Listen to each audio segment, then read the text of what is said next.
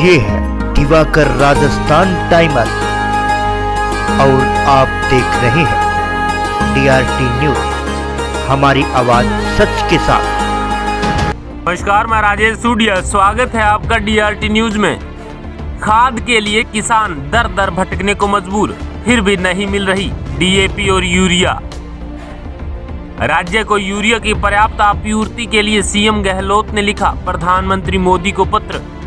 जहां एक तरफ संपूर्ण राजस्थान में यूरिया और DAP खाद की भारी किल्लत से संपूर्ण राजस्थान के किसान चिंतित है, क्योंकि अगर खाद नहीं मिलेगी तो पैदावार कहां से होगी। किसान तो महंगाई की मार में पहले ही कर्ज में डूबा हुआ है और यह खाद की किल्लत किसानों को दोहरी मार झेलने पर मजबूर कर रही है। वहीं कोटा जिले की सांगोद तहसील क्षेत्र की ग्राम सेवा सहकारी समिति मांदलियाहेड़ी मुख्यालय माधोपुर अंतर्गत आने वाले क्षेत्रीय किसान खाद के लिए दर दर भटकते हैं, लेकिन फिर भी उनको यूरिया और DAP खाद नहीं मिल रही, जिसको देखते हुए किसानों ने DRT न्यूज चैनल के समक्ष अपनी समस्याओं और अपने दर्द को बयां किया। वहीं समिति मुख्यालय माधोपुर में व्यवस्थापक दिनेश कुमार गोचर ने DRT न्यूज चैनल के माध्यम से केंद्र और राज्य सरकार से खाद की आपूर्ति करवाने की अपील की, ताकि किसानों को राहत प्रदान की जा सके। आइए सुनते हैं समिति व्यवस्थापक दिनेश कुमार गोचर से हुई विशेष वार्ता को। ग्राम सेवा सहकारी समिति मांदलियाहेड़ी, इनका मुख्यालय है माधोपुर और व्यवस्थापक साहब है दिनेश कुमार जी गोचर।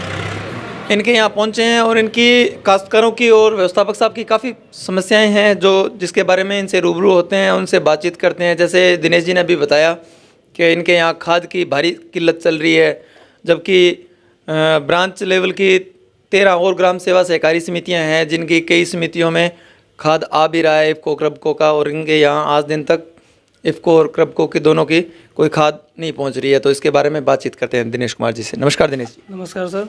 दिनेश जी बताएं, खाद की क्या किल्लत चल रही है, कितनी क्या है? सर बाकी समितियों में लगातार खाद आ रहा है।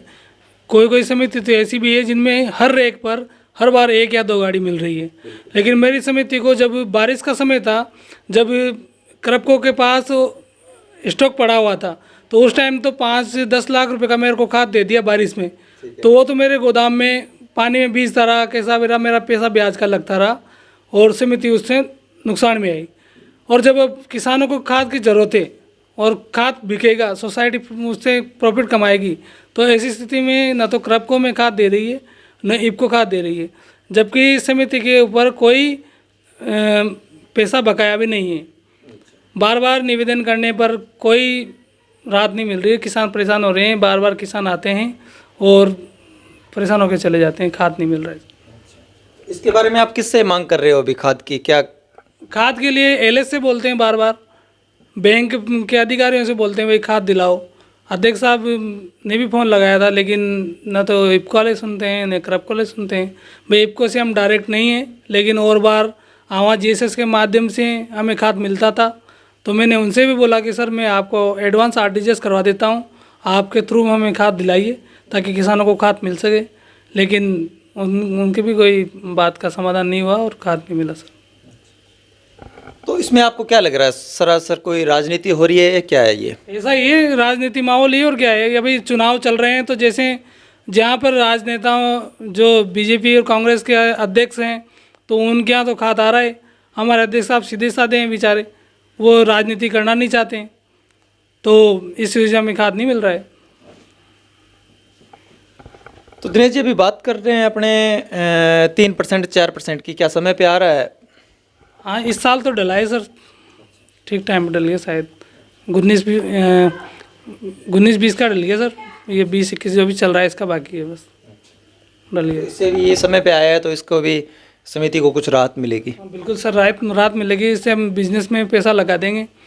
खाद बीज के लिए लोन नहीं लेना पड़ेगा, नहीं तो HYP से लोन लेकर 9% ब्याज देना पड़ता है उसमें। अब अगर इसमें भी पैसा रहेगा तो हम ब्याज नहीं देंगे, उससे काम चला लेंगे। तो जो खाद वाली आप किल्लत बता रहे हो, इसके बारे में आपने जिला लेवल की यूनियन से या ब्रांच लेवल की यूनियन के जो पदाधिकारी है या सदस्य हैं उनसे बातचीत की? LS की ना सर, वही हमारे अध्यक्ष भी हैं यूनियन के, ब्रांच के, और LS भी हैं, तो उनसे ही बात की और उनके माध्यम से हमने खाद को लिए ऑर्डर भी दिया।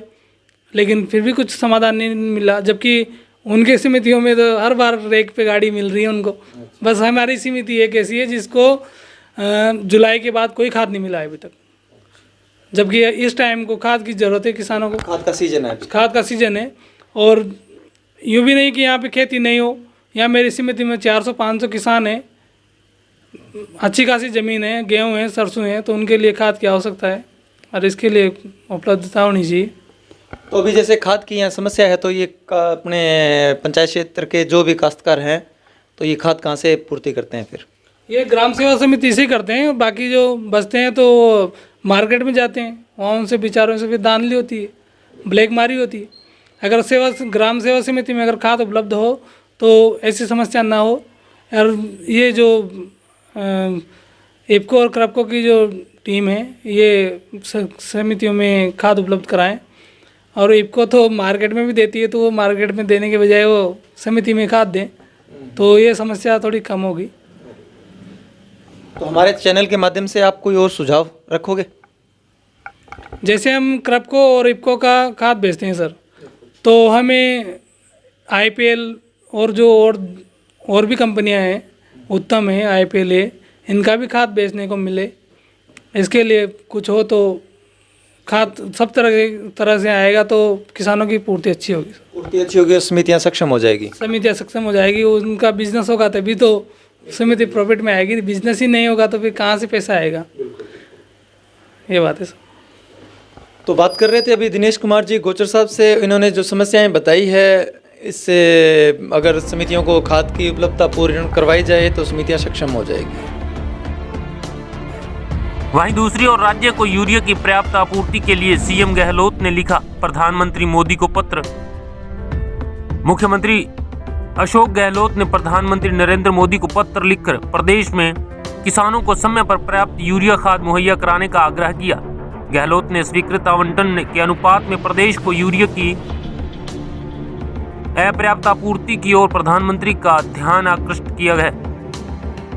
इसके मुख्य सचिव निरंजन आर्य ने भी केंद्रीय कैबिनेट सचिव राजीव गाबा को पत्र लिखकर दूरभाष पर वार्ता करके राज्य को यूरिया की आपूर्ति बढ़ाने हेतु आग्रह किया था। प्रमुख शासन सचिव कृषि एवं आयुक्त कृषि भी केंद्रीय उर्वरक मंत्रालय जाकर यूरिया खाद की कम आपूर्ति के कारण प्रदेश के किसानों को आ रही कठिनाइयों से अवगत करवा चुके हैं। इसके अतिरिक्त भारत सरकार द्वारा हर सप्ताह की जाने वाली वीडियो कॉन्फ्रेंस में भी राज्य सरकार यूरिया की आपूर्ति बढ़ाने के लिए आग्रह करती रही है। इन प्रयासों के परिणाम स्वरूप भारत सरकार ने दिसंबर माह में 3.52 लाख मैट्रिक टन यूरिया के आवंटन की पूर्ति किए जाने एवं राज्य को प्रतिदिन कम से कम 5 रैक यूरिया जिसमें 15,000 मैट्रिक टन मात्रा आती है उपलब्ध करवाने का आश्वासन दिया है। उल्लेखनीय है कि राज्य में रबी सीजन के दौरान सामान्यतः 90 से 95 लाख हेक्टेयर क्षेत्रफल में बुआई होती है, जिसके लिए 13.50 लाख मैट्रिक टन उर्वरक की आवश्यकता रहती है। इस वर्ष सितंबर महीने के अंत में अच्छी वर्षा होने की वजह से सरसों एवं चने की बुआई अधिक क्षेत्र में हुई है, जिसके चलते इस बार बुआई क्षेत्र 1 करोड़ हेक्टेयर रहने का अनुमान है। राज्य में सरसों का क्षेत्र औसतन 27 लाख हेक्टेयर रहता था, जो इस वर्ष बढ़कर 33 लाख हेक्टेयर तक रहने का अनुमान है।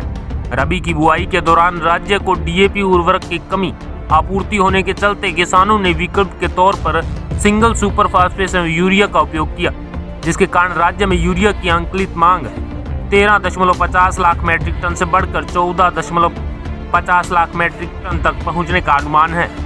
मांग की पूर्ति के लिए भारत सरकार द्वारा माह अक्टूबर एवं नवंबर 2021 में 8 लाख मैट्रिक टन यूरिया की मांग को स्वीकृत किया गया, लेकिन आपूर्ति मात्र 5.52 लाख मैट्रिक टन की ही करवाई गई, जिसके कारण नवंबर माह के अंत तक राज्य में आवंटन के विरुद्ध 2.48 मैट्रिक टन यूरिया की कमी उत्पन्न हो गई।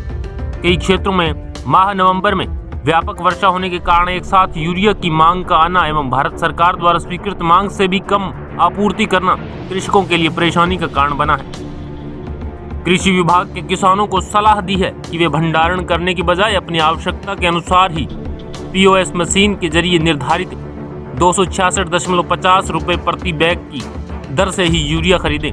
कहीं जमाखोरी, कालाबाजारी या मुनाफाखोरी की जानकारी मिले तो स्थानीय कृषि विभाग या जिला प्रशासन को सूचित करें, जिससे कि ऐसे लोगों के खिलाफ समुचित कार्रवाई की जा सके। कोटा से प्रेम सूडिया के साथ शिवलाल खिची की खास रिपोर्ट।